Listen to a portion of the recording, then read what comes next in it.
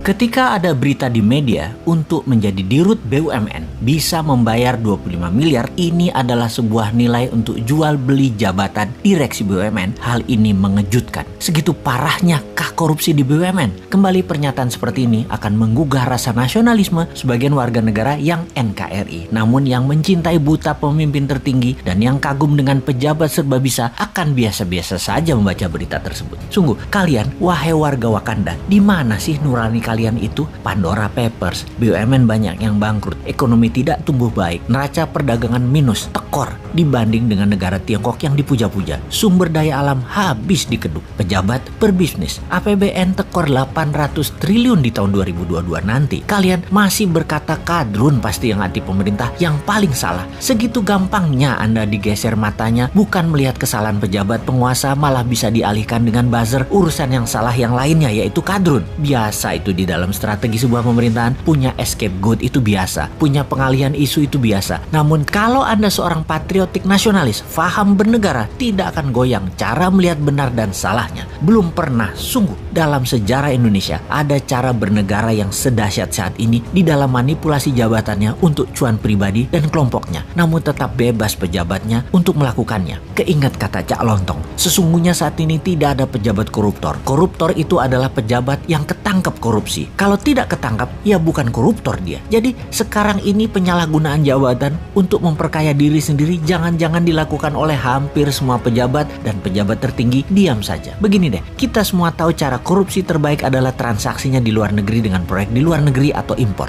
Izin impor dan apapun yang negara impor 100% pasti ada komisi di negeri lainnya. Oleh karena itu, kita pertanyakan kalau ada yang tahu dan peduli tentang proyek IBC, Indonesia Battery Company, yang akan membeli perusahaan mobil listrik yang tak jelas juntrungannya. Secara pribadi, si Sontoloyo ini menilai akuisisi perusahaan listrik asal Jerman yang akan dilakukan oleh IBC, Indonesia Battery Corporation, tidak layak dan tegas harus ditolak rencana akuisisi ini.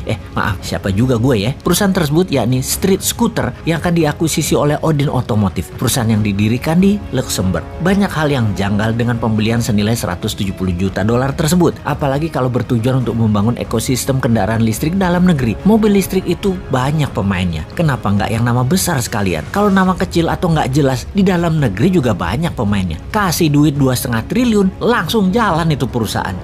Lupa, nggak bisa dimainin harga dan komisinya ya kalau lokal. Oh iya, maaf, lanjut ke luar negeri. Sekali lagi kita bertanya, kenapa mesti beli mobil listrik di Jerman? Apa karena bisa digoreng sahamnya di masa depan? Buat cuan dari papers trading gitu ya rencananya? Sungguh, di dalam pengambilan keputusan, pejabat tidak boleh mengambil keputusan berdasarkan future valuasi. Ini negara, bukan bisnis. Negara jangan berbisnis. Yang untung bukan rakyat, tapi pejabatnya. Kalau pemerintah berbisnis, memang pebisnis berbasis bursa saham yang sering mainan valuasi perusahaan memang sering melakukan bisnis berdasarkan valuasi masa depan atau future valuation. Tetapi mudah-mudahan Pak Menteri yang tindakannya katanya sudah disetujui pejabat tertinggi tersebut, mudah-mudahan pejabat tertingginya paham cara mereka main yang terlihat menguntungkan sesungguhnya hanya di kertas dan jualan kertasnya yang untung. Di dunia nyata atau sektor realnya mah nggak bakal ada apa-apa, apalagi kemanfaatannya buat menyerap tenaga kerja. Jauh panggang dari api. Tapi saya yakinlah semua buat NKRI kok. Bener kan? Kalian kan mau jabat lagi di 2024, harus cantik di etalase medianya walau terlihat wagu videonya di pompa bensin kemarin.